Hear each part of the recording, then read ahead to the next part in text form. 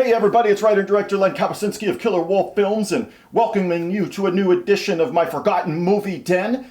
I'll welcome in Joe from Ozone Late Night in a minute here. For those that don't know, new to the Movie Den, watching it on my newer YouTube channel, at The Real Len K. That's my new channel. The other one got canceled. We know all about that probably, right? So we're not going to revisit that, but it's at The Real Len K, my new YouTube channel there. So go check it out. For those that are watching on YouTube, thank you so much. Hopefully, though, you're watching on my Patreon campaign. The best way to support my works, patreon.com/killerwolffilms. All my movies are on there. Lately, I've been putting 4K upscales, starting, last spring, maybe? April, May, sometime we put the first one up there. So, something like that. Wendigo's up in 4K upscale. Fist of the Vampire's up there. Curse of the Wolf just went up, so I hope you check them out and enjoy them. Special thanks to Matt from the Salty Nerd Podcast for helping me get these 4K upscales underway. There's more to come, so stick around. But again, patreon.com/killerwolffilms is the very best way to support my works. Not Tubi, not Amazon, none of that stuff. Patreon. So I hope you go check it out. As you can see, it's a different surrounding, different backdrop. We don't get my dragon backdrop and stuff this time around. That is because I am moving. I am moving out of my house in Erie, Pennsylvania, or in process of selling my house in Erie, Pennsylvania. So yeah, everything's packed in boxes and stuff's all over the place. So we don't get the dragon backdrop tonight. We get a bunch of karate trophies. So that's why things look a little bit different. Nothing's wrong. Nothing like that. It's just I'm moving and packing, and everything's in totes and boxes. So that's where that's at, and that's why everything looks like this right now. But as promised, I'm going to bring in Joe from Ozone Late Night and get this special Movie Den episode underway right now. As promised, I now welcome in the one and only Joe from Ozone Late Night. Joe, how the hell we doing? We're doing great. We have two really interesting movies to discuss. So I am interested to get into this and talk about two films that will stick with you for very, very different reasons. Yeah, and I agree with this. I think they're going to be fun to talk about. Jumping right into it, the first film we're going to talk about, I believe, is 1991. Correct me if I'm wrong there, Joe, but we're going to talk about a Canadian film, and we know some Canadian films out there, right? I mean, Hobo with a Shotgun was made, God, that's got to be, 10 years ago now? Something like that. Whatever Hobo was made, that was made with the same Canadian grant money and stuff that a film like this was made off of. But I believe it was 1991. And the first film we're going to talk about is called Neon City. And there's some really good things in this movie, and I'm going to highlight some of them in a minute here. But to set us up for Neon City, Joe, what did we watch? Well, 1991, so you were correct. 1991's Neon City, if it were made anytime after 2015, you'd swear it was ripping off George Miller's Fury Road film. Between Claudio Fragasso-style killer smog, we have biker mutants, flesh-melting atmospheric anomalies, and those are just some of the things that Michael Ironside and Lyle Alzado, I'm probably mispronouncing that, are going to encounter in what can only be described as Alzado? Okay, Alzado encounter in what can only be described as the worst Uber ride you're ever going to take across the post-apocalypse. This movie has got it all, and I love it. It's fantastic.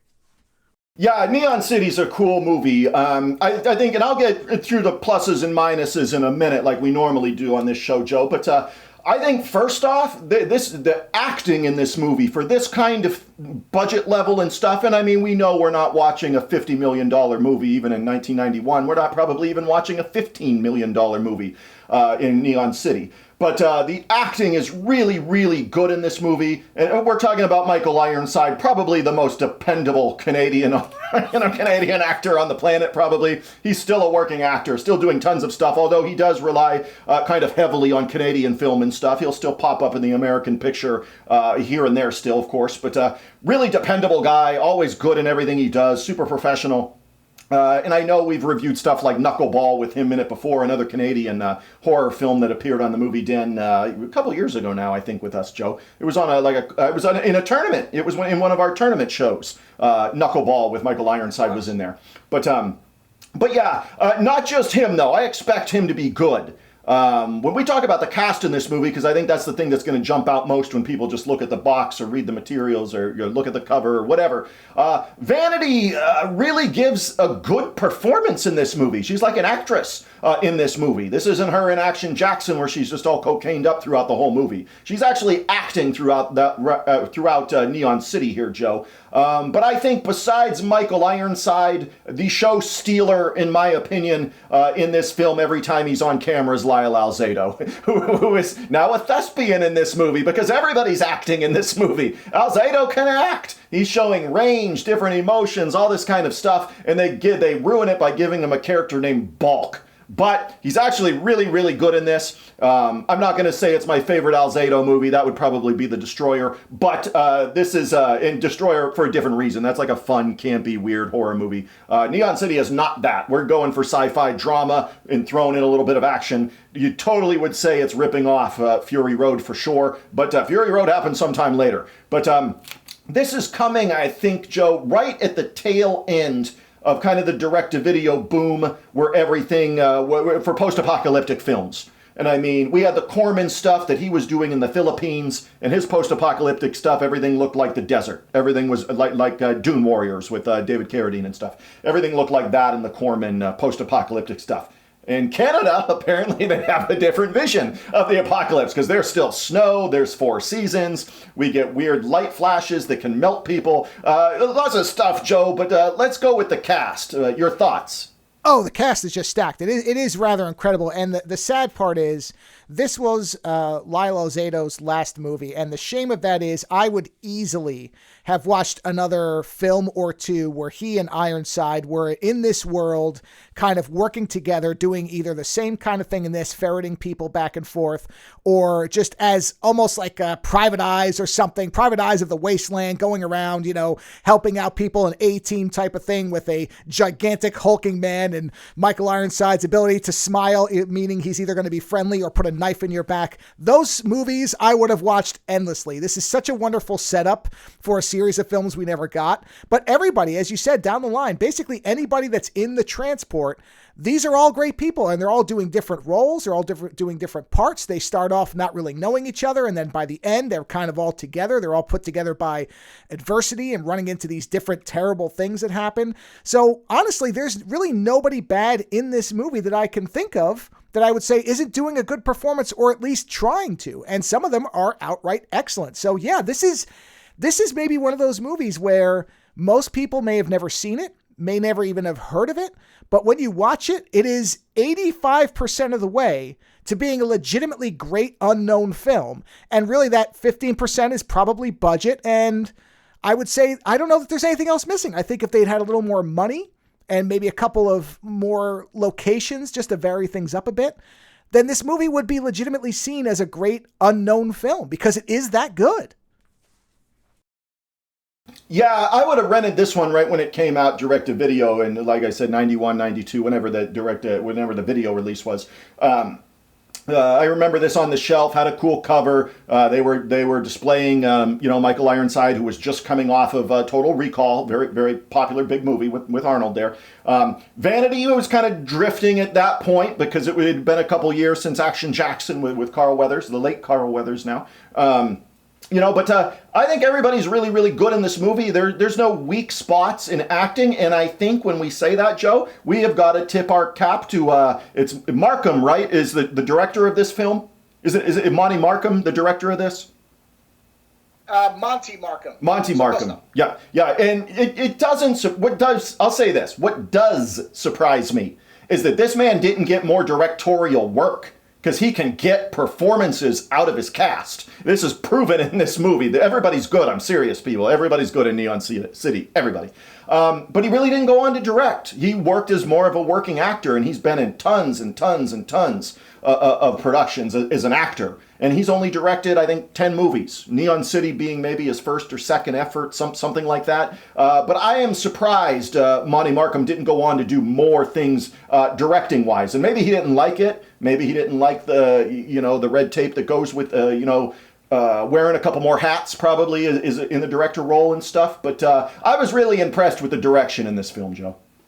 No, I honestly, when I say that this is very close to being a movie that would have been held in higher regard, I really do feel it's just a money thing. That's really the only thing missing, is a little more money to just do a little bit more to make it stand out, or just to kind of sand the rough edges, because you can see some of the kind of the seams of where the budget was. But outside of that, this is essentially Fury Road. A lot of people praise that movie by saying, hey, this is a movie where they drive from one place and back to another. And that's really the whole movie, which is accurate. This movie it's a bunch of people trying to get from point A to point B. And one of the things that I think is one of the biggest strengths of the movie outside of the cast is a lot of these movies of this type, or that are put into this category, they'll repeat the same gimmick to kind of fill out the middle of the movie. This movie does not do that. Each thing they encounter is different. They first come across this noxious gas where they have to try to get through it. They're all wearing masks, and of course a mask fails, and there's a dramatic moment. Then they have biker mutants that do look exactly like the Fury Road people, the bikers from there, where I'm like, wow, this is a biker scene.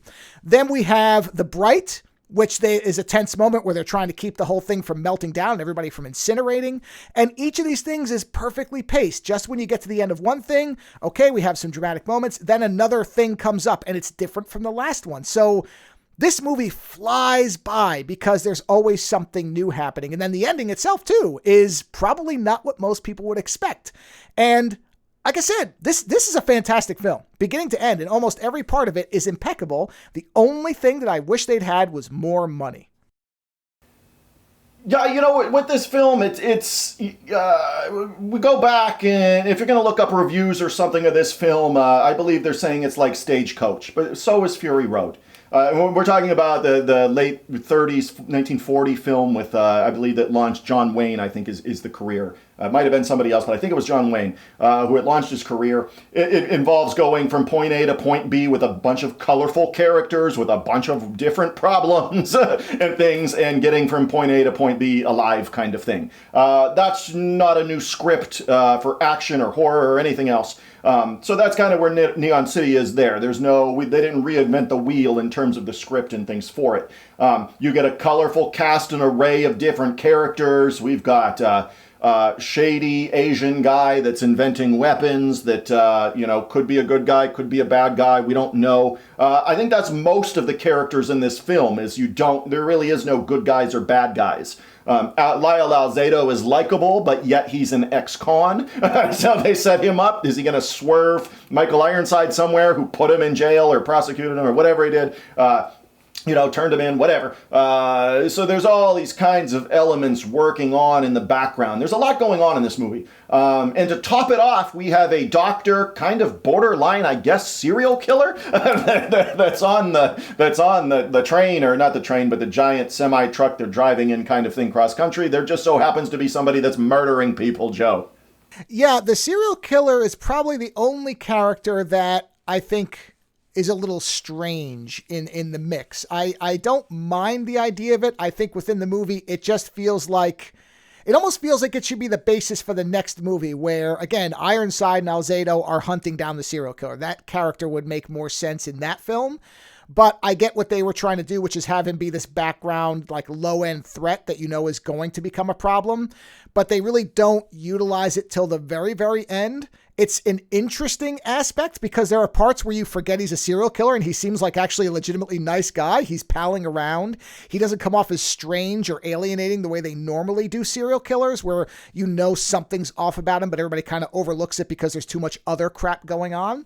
Instead, he does seem kind of jovial. And there's parts where I forgot. I thought, oh yeah, the doctor. Oh wait, no, he's not the doctor. He killed the doctor. So wait a minute, what are we doing here? But that's a nitpick. It doesn't derail the movie. I don't really care. It doesn't stop anything. So I don't mind that. And again, one of the things I like is that the movie gives all of these people their moments. There's a great little scene and multiple characters have betrayed each other. Ironside is going to Neon City because his son was taken away by a guy he wants to kill. His ex is on the transport going to marry a guy to get away from her past and her life, which drives Ironside crazy. As you said, Bulk was arrested by Ironside. Vanity you think is a killer, but she's not. All these characters have 8 or 9 different layers to them, and there's this nice little scene early on where they stop, and you see a mutant family, and Ironside gets essentially a euthanasia kit, and gives it to them so that they can kill themselves.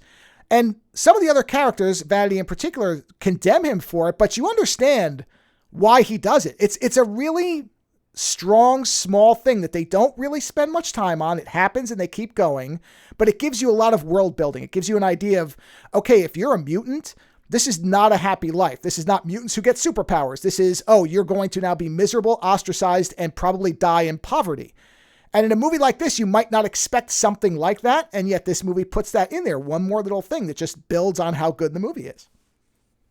Yeah, and I think, yeah, that's the thing. The Canadian post-apocalyptic movie is a lot different than the American, or, you know, like I mentioned before, Corman and stuff like that. It's an interesting look. I think something this movie does really, really well outside of, you know, awesome acting, really is like costumes and set pieces and things like that. We get to Neon City, and Neon City people are like, well, it's not really a city, but well, I know they're in like a holding area or whatever. You're not really going to see what Neon City looks like. They look like they're in like an airport or a holding facility or something like that to get in. You don't really see Neon City, even though you would imagine it would look pretty awesome. But you never get that far in the movie, and the movie really isn't so much about that as it is getting there, kind of thing.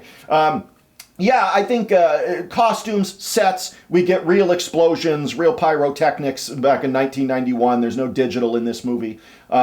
We get a couple of very Mad Max-ish, and I mean Mad Max as in Road Warrior-ish, action pieces, where motorcyclists, with some fairly impressive motorcycle stunts, I may add there, in that sequence where these motorcycle marauders are chasing them and stuff, and bikes are blowing up. I can't make this up. The Asian man produces a fucking laser cannon and gives it to Michael Ironside, who shoots bikers and blows up their bikes, their little 250cc dirt bikes, with his laser cannon. I mean, how cool is that?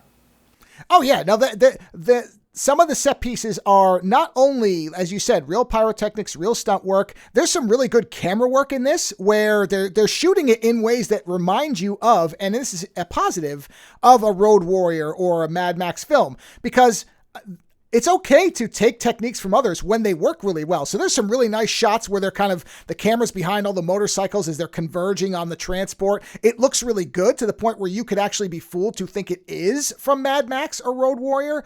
Yes, as you said, there's one thing where a motorcycle crashes into another one and the guy comes flying off it, and that's not CG. That guy came flying off that motorcycle and had to roll on the ground. So yes, that, and then once Ironside has the laser cannon, he looks like he's as happy as a child firing it, which of course he is. He's got a laser cannon. And I also like that aspect where Wing, who turns out to actually be called Xander, is the scientist's name. We hear all along that this scientist named Xander has basically ruined the planet. And everybody's saying, well, what do you think he meant to do it or not? There's all this mystery around it. And this guy keeps saying, well, what do you think? He's asking different characters. Do you think Xander, meant it, or do you think he's to blame? And of course, what we find out is that he is Xander, traveling under a different name because he's wanted. And he says, well, I thought I was fixing the planet. I thought I could solve everything, and instead I ruined everything. And he's actually trying to fix it. So in the end, they let him go. And then he's making a run for the border, and he thinks he can still someday fix it. And I like this little scene with him and Alzado where they're outside and they're kind of looking up, and he's explaining, and he says, "You're going to turn me in." And Alzado says, "What's the point? What's it going to improve if they just kill you?" Which I like. It's a nice little line that tells you about Alzado, that what's the point of having somebody who's already on the run be killed? Why another life? It's already miserable enough. Why have one more person die to accomplish nothing? All these little things that are sprinkled throughout the movie that, again, they just make this movie so enjoyable for me because it's better than what you would think just reading about it. It's just an impressively made film all around. Yeah, it has the feel like they might have been shackled by some things in a couple areas, meaning I would not be shocked at all if this movie premiered on Canadian television or something like that. It seems like, they skirted around nudity when they could have had nudity. They skirted around some more intense violence when it obviously could have been there. This has the feel of something that is like made for sci-fi or made for Canadian TV or something like that. But Canadian TV, too, doesn't have some of the shackles that American TV had on it back in 1991, where you could show nudity. You could do that kind of stuff on Canadian television. So there's some weird layers to this movie in terms of that. But if you had to pick an area in Neon City you wished would have been better, though, Joe, what did it need to improve upon to really drive it home for you? What would it be? I think if there was one thing that I would have improved, it would be the opening city that they go to, which I like, but you can tell that they don't have a lot to work with once they get inside. It's very limited. The sets are not really impressive. And Neon City itself, I would have liked to have seen a little more of this place that is constantly built up. I don't need to see all of it. But those interiors are probably the weakest parts of the movie, is when they have to go inside these major areas. Outside, they make great use of, as you said, this snow-blown place. It looks like it's wiped out. All that stuff is fantastic because you can do a lot with little. You don't need much when you're doing road stunts and just, showing a car driving and you're having the bright and everything. That's all lights and just positioning things and you're fine. But those opening and closing areas, because they're so vital to I would have liked to see a little bit more of that. That's where I would have been like, okay, give me one or two big, impressive sets with lots of people moving around, multi-levels, show us kind of how these cities operate. But honestly, that's it. And that isn't even that big a deal to me. But if there was one thing where I could say, okay, do this, just those opening, closing cities, I would have made them a little bit more fleshed out, a little bit more impressive. And that's about it. Yeah, I'd say for me to improve this movie, I would have done a couple things. We know this is direct-to-video era. This wasn't going to be a theatrical release or anything like that, or, a wide theatrical release back in 1991. I would have really taken a page from Roger Corman's book and made this like an 84-minute, 85-minute tops kind of film. This runs in at like an hour and I think close to 40 minutes or something like that. So I do think it's a little bit long, and then when we get there, that knocks off some of the pacing. I mentioned there's a ton of different characters, a ton of different levels to this movie, or levels or things to different characters. Everybody seems to have a multitude of crazy-ass problems in this film, which is great, but then we just don't have time to figure out how we want to do it all, kind of thing. And I think certain elements I wish they would have cut in favor of developing other things. Like, I would have loved to start the movie with a flashback sequence somewhere near the beginning of him arresting Alzado or something like that, because those are your two leads. I know there's Vanity, and I'm not dissing Vanity at all because I think she's really good in this. Her best performance in a film ever. And but I think that the Alzado and Ironside thing is really what drives the movie, kind of thing. And I would have liked to have seen more with that relationship, I think. But yeah, that pacing-wise, like you mentioned, there's always something happening that's going to pick your interest, to keep you involved and not wanting to shut the movie off, kind of thing, because there's always something going on. But yeah, I think that's the big thing, is I would have liked to seen him trim about 12 minutes or so off of the movie and keep it going, kind of thing, even at a brisker pace. Because these kinds of films, we're thinking this is like a exploitation film, that kind of thing. It's not. This film takes itself very serious. There's no comedy in it, direct. I know we get the crazy wannabe magician, stand-up comedian character kind of thing. And that guy's still alive, by the way. I think he's like 90. But anyways, we get all that kind of stuff. But there's not, this isn't so bad it's funny kind of stuff. Nothing like that. This is a straightforward science fiction drama with some action thrown in, kind of thing. But my weak spot is I would have trimmed like 12 minutes off of it, Joe.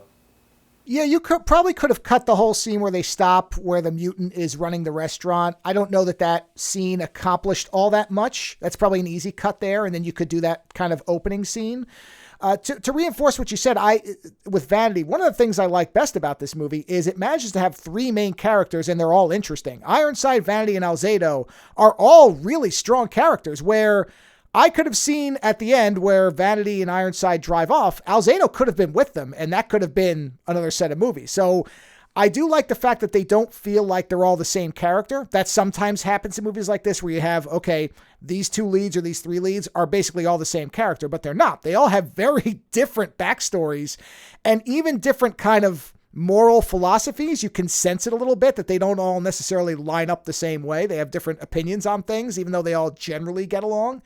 And so that's a real strength. And all the characters do come off that way. There might be one or two too many.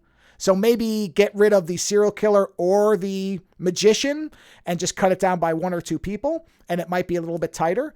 But these are all, I think we would agree, probably nitpicks, because as it exists, this is kind of an astonishing movie for how well it works.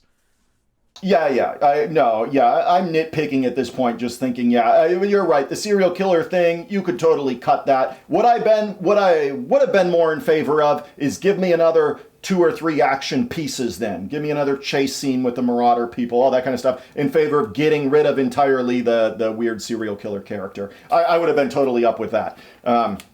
But I think we're going to squeeze in something else here on the Movie Den here tonight. A bonus film, if you will. I think we're both in agreement Neon City is something you should watch. The only final notes for me on Neon City is go check it out. It's really well made. The acting is superb from people that you wouldn't expect to be. I mean, I know what you're thinking, YouTubers and Patreon people. You're thinking, oh, Len's crazy. No, Vanity's really good in this movie. Lyle Alzado's a true thespian in this movie. Ironside, I don't have to sell you on him. But watch it for that kind of stuff, because it's really good. But any final thoughts on Neon City, Joe? I completely echo everything you're saying. One of the things that is most impressive about this is, and I think you have to, as you said, you have to credit the director, is it might have been easy to say to Vanity or Alzado, okay, I'm not going to have you doing that much. Vanity, you're here to be pretty. Alzado, you're here to be the muscle, but I don't have a lot of confidence you can actually perform. And instead, we get to see each of these main leads has their own scene where they get to, I mean, as you said, Ironside, well, we know him. He's the known quantities anchoring the film. But Vanity and Alzado get plenty of material to work with, and they really do a lot with it that makes you wish that they had gone on to do more, either because their careers went on, or unfortunately in Alzado's case, this was his last film, which is a shame, because you want to know what he would have done. He might have been somebody who could have then gone into a second career playing one of these people who, almost a Dave Bautista type, where you go like, oh, well, they're playing him as the muscle. No, in fact, he can actually do something with material. So Neon City is far, far better than it might look to you on first glance. And don't listen to any of these reviews that write it off as a Mad Max clone or, oh, it's a worse version of Stagecoach. I think it's a very, very well-made film that does everything that it can with what it has and is almost entirely successful. And I can't say anything better for a movie that I watch and watch more than once. Now, I want to go back to this like on an annual basis. It's that good. Yeah, and I would like to see this movie cleaned up a little bit. Somebody out there, I mean, it's got enough power behind it. Give us a Blu-ray of it or something like that, because I think it would look pretty sharp. There's a lot of very cool visuals in this movie. Go see it. It's on Tubi. Again, it seems to be a standard definition thing on Tubi, but it's on there. You can watch it. You won't be disappointed. But I think we're going to sneak another movie in tonight, Joe. And this is one I came across, and I'm surprised I hadn't seen it because of one of the stars in it that I really, really like, who makes really bad, good movies, in my opinion. Talking about Mr. Dan Haggerty. He is in this picture. I don't have the year on top of my head of this one. It's this around the same time. It's got to be probably late 80s. What is it? I'm going to say 88. I didn't look it up. But go ahead, Joe. Yep, you're right. 88. 88, good. So I try to go off not looking anything up when I do these episodes, people. But anyways, it's a movie called Night Wars. And it is produced by none other than Action International Pictures. If you know me, you know I love AIP. Future Zone with David Carradine, Future Force. The stuff he's done with his brother, which is numerous, because normally his brother's in all this stuff. But we're talking about director David A. Pryor in the movie's 1988's Night Wars. This is a unique movie in the AIP library, in my opinion, Joe. Tell us what we watched in Night Wars. Yeah, 1988's Night Wars is David A. Pryor's attempt to make a Vietnam film for AIP, which, as you said, is sort of a unique entry. It concerns two Vietnam veterans, Trent and Jim, who are struggling with feelings of guilt after leaving behind one of their own on the battlefield, and they begin to have nightmares that start to seem to bleed over into reality, and so the two men are faced to force an old enemy who may not be quite as dead as they had thought.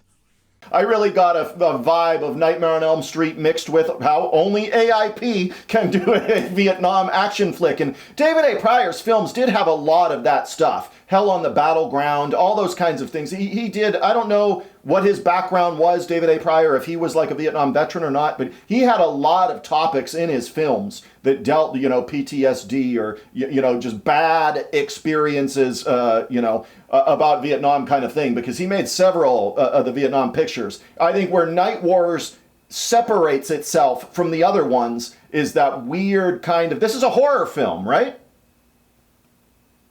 Oh yeah, this is absolutely a supernatural horror film or supernatural psychological thriller. I'm not sure. It blends a lot of different things, but I would say at its core, it is a ghost story, I guess.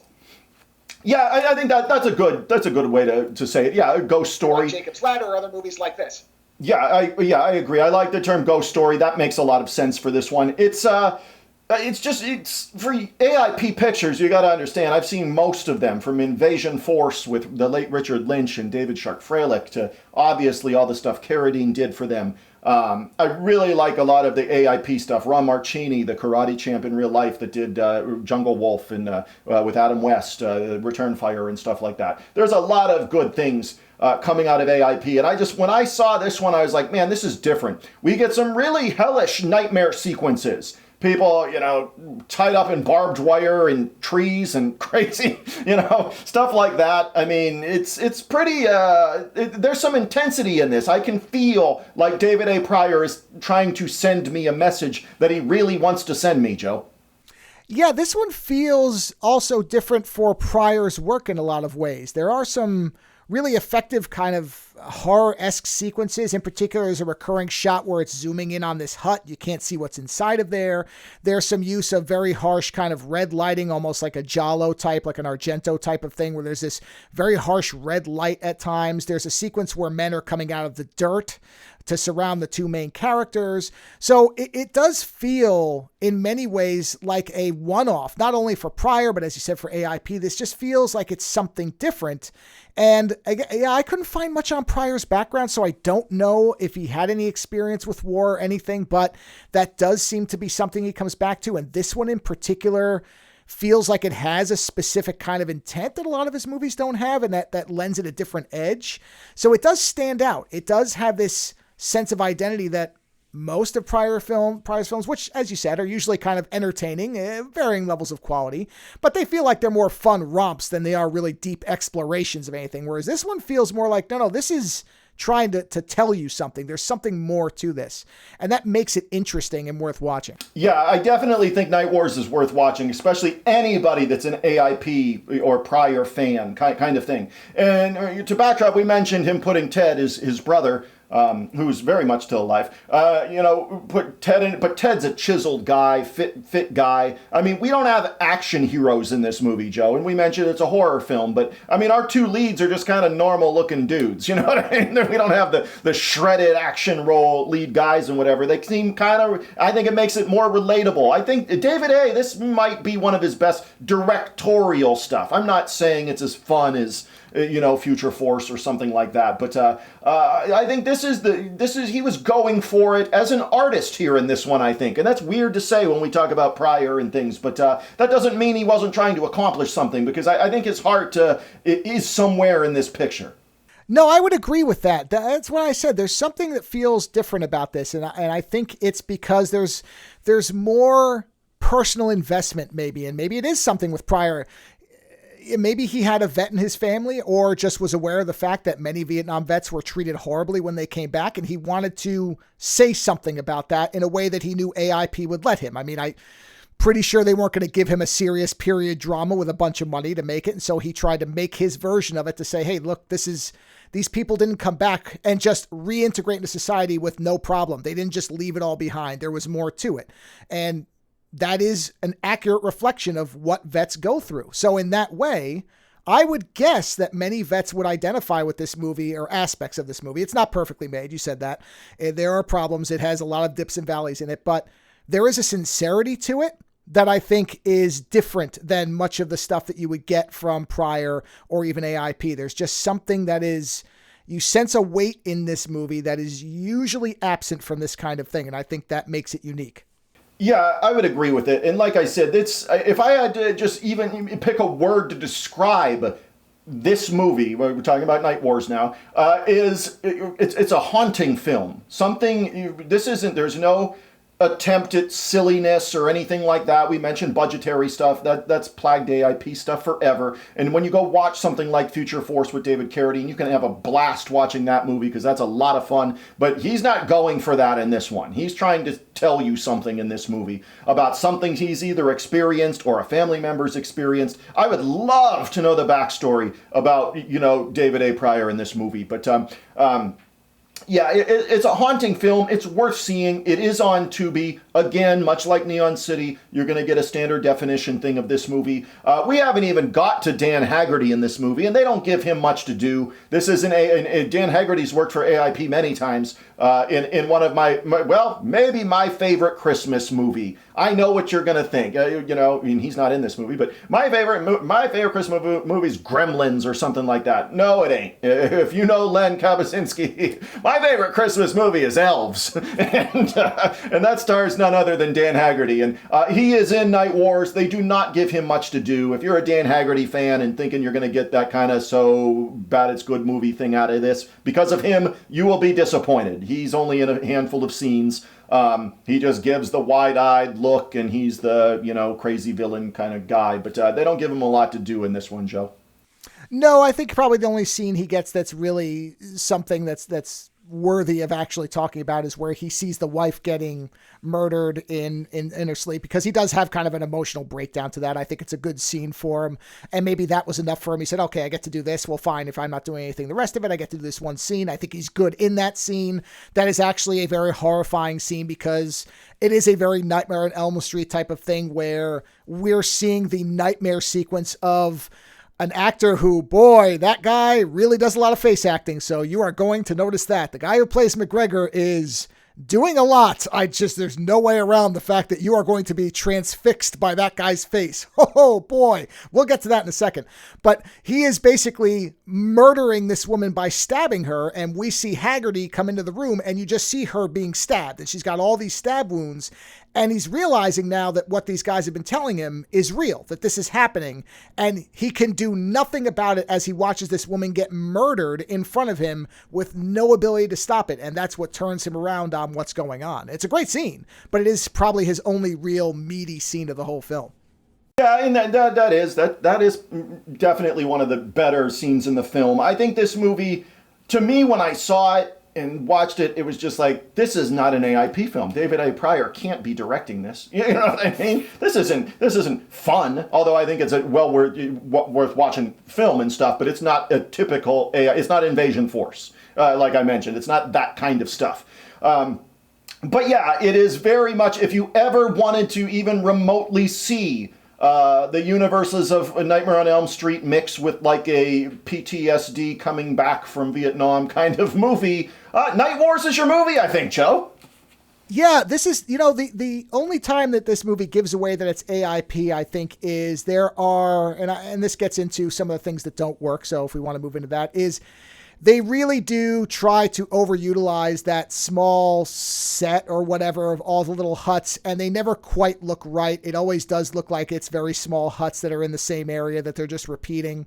And that's something where I wish, this is a movie I'd love to see remade. I'd love to see this remade, same basic story with a bigger budget, with the ability to really go full bore with it, because even in a flawed form, there is something to this movie. It is a movie that will stick with you. And I think that is the kind of hallmark of a movie that should be, if the original version wasn't where it should be, then this is what we should be remaking. Remake something that was imperfect. Don't remake the classics. Remake something that didn't get enough money and time and talent that it should have the first time. That's what you remake. So this is a perfect candidate for that, because I think it's a movie with something to say, and it just didn't have the right platform to say it the way it should have.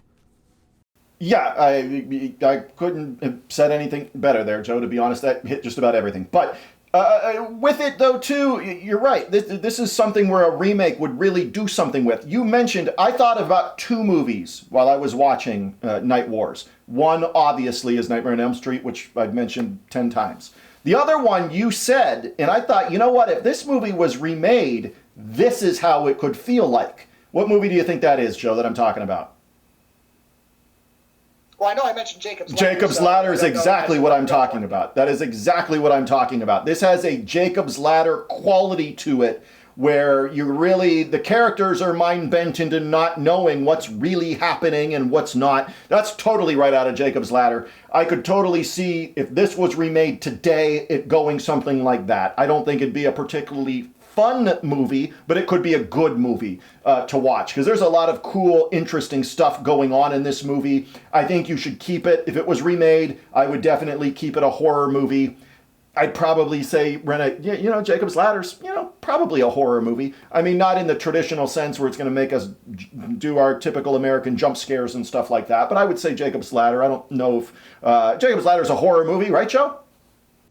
Oh, no, absolutely. I wouldn't describe it as anything else. I think you could, the softest thing you could say is it's a psychological thriller, but I wouldn't say that. I'd say it's a full-on horror movie. It is horrific. It is horrible. And it will make you feel as out of reality as the characters. And that's the point of the movie.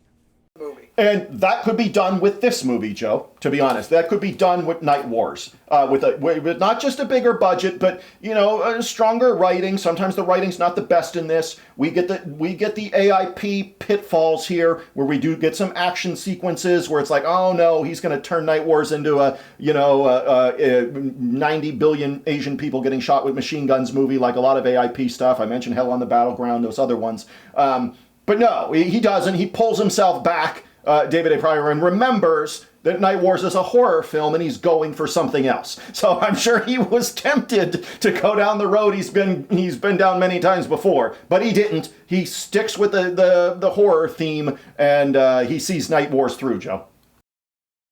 Yeah, and it also has what I think is one of the more interesting endings of one of these types of films, where, and I would say, we can talk about it, right? I mean, I guess spoiler alert, but I do want to see what your take on this is. Are you okay discussing the ending? Because there's a bit of a twist, I guess.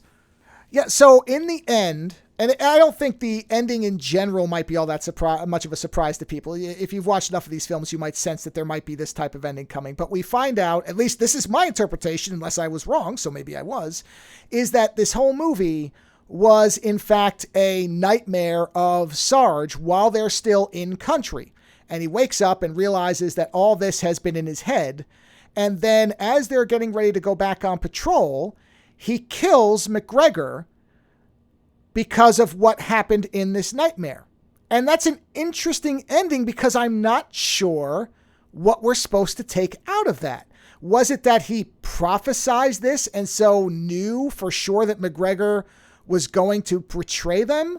Or is this more of an interesting thing to tell you that, well, morality is interesting and maybe McGregor was fine, and this guy, in kind of the pressure, paranoia, and the weight of war and what it does to people, did something horrible? Because when the other, is it Trent that comes back and says, why did you kill him?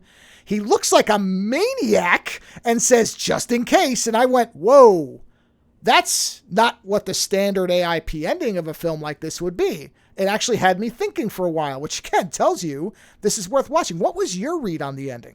Yeah, I think, Joe, we're kind of answering our own questions here, I think, with this one. I'm glad you brought this up, because this might be the message Pryor is trying to send. And I think this is my opinion here on this one. We get to the ending that Joe was talking about here. So, spoilers, like I said, if you tune back in, go away, come back after you've watched the movie, because we're going to talk about this, the ending here. Right. In my opinion, I think he's saying that the nightmares and horrors and stuff that you experience when you're in places like Vietnam and stuff become so real even when you're having nightmares of stuff that might not be real kind of stuff, like really functionally happen. We know the horrors of stuff have happened. People die, people get shot, people get murdered, all that kind of stuff. But we're talking about events that didn't happen and stuff. I think it's all the PTSD and stress and all that kind of struggle going on. The whole movie's a dream, yes, of this guy thinking of all of this stuff that never, that kind of stuff didn't happen. And then when he awakes, it was so real to him that he kills McGregor. Yeah, and it's not that I know that there are numerous stories from actual Vietnam where commanders and people within units were killed at times by their own people. There's things that happen in war that we find out much later that are appalling because you're not there and you don't know what's going on. So it's actually probably the most interesting and powerful thing about the whole movie is that ending, because you do have to sit there and wrestle with what it means. Does that mean Jim is a bad person? Or is it that the war broke him? This is also something that happens, is war is not something that is meant, human beings are not meant to go through some of the stuff that happens in war. And many of them cannot understandably handle it. That is no criticism. That is no judgment. That is a human reaction. And so that ending, I think, is extraordinarily bold, because the easy thing would have been to just not do something like that. No moral ambiguity, no mystery, no having to think about it. Oh, it's just an action movie and it was all just a dream. Let's go, guys, back to the war, and just write it off. And instead, we get an ending that I think for most people is going to make you have to sit back and consider what it means. And then maybe start to think about the war and what it does to soldiers in general, which, you know what? Not a bad thing for people to actually have to think about here and there. No, you're talking to somebody that I work at a VA hospital. I've worked at a VA hospital in physical therapy, helping veterans. I'm a health coach now. I've done that for the last couple years now at the same facility. So I've worked at a VA hospital for 17 years now, over 17 years now. I think something to play off of that, and we'll wrap up in a second here, but there's a lot of layers to this movie too. And I think this is this is be worth your time to watch, people. I really do. I think it will show you a different side of David A. Pryor, where you think, oh, he's one of the worst filmmakers ever. And when people tell me that, I was like, man, you don't watch a lot of micro-budget indie stuff, do you?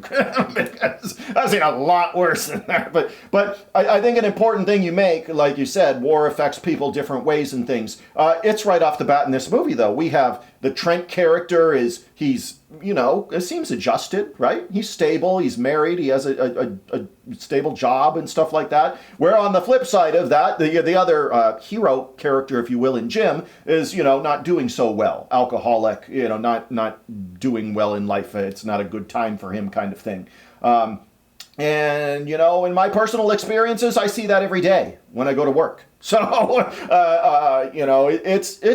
this will make you think. I challenge anybody that likes bad, good movies and stuff like that. Give this one a shot, because I think this will change your mind a little bit about David A. Pryor and his work. So he's not just this silly filmmaker that was just making cheap movies in Mobile, Alabama, where I'm sure this one was made as well. I don't know that, but I'm sure it was, like all the other AIP movies. But this one has a message to it, and I think it has David A. Pryor really going for it in this movie. This is his best directorial effort. I don't think there'd be much debate against that one for me, Joe, but I think this is clearly his best directorial effort, and I think it's worth your time to watch.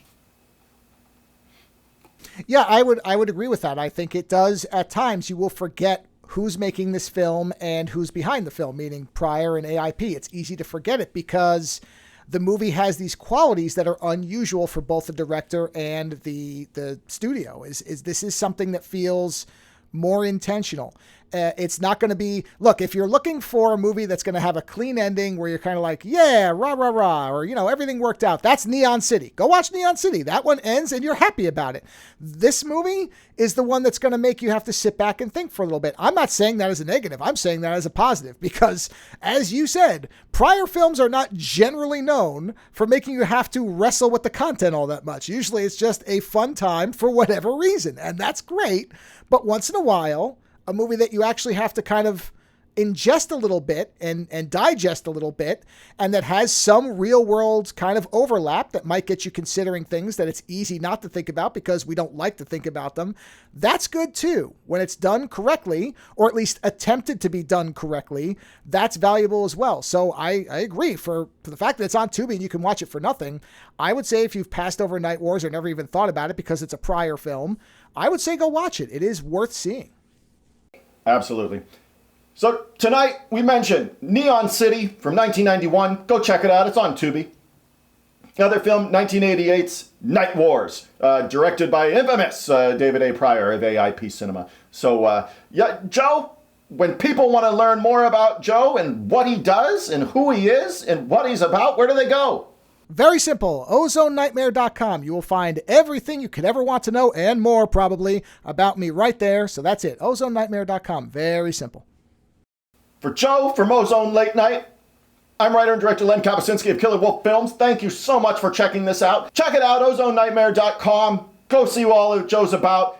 Patreon.com/KillerWolfFilms if you want to support my works the best. I'm working on getting more 4K upscales on there. I hope you've enjoyed them so far. We've put up a few there. Curse of the Wolf, Fist of the Vampire, Wendigo, Swamp Zombies 2. Those are all up in 4K upscales. Definitely check out Swamp Zombies 2. I think it looks great in the 4K. Very colorful. But check it out. We will see you soon on another episode of the Forgotten Movie Den, people. Have a good one.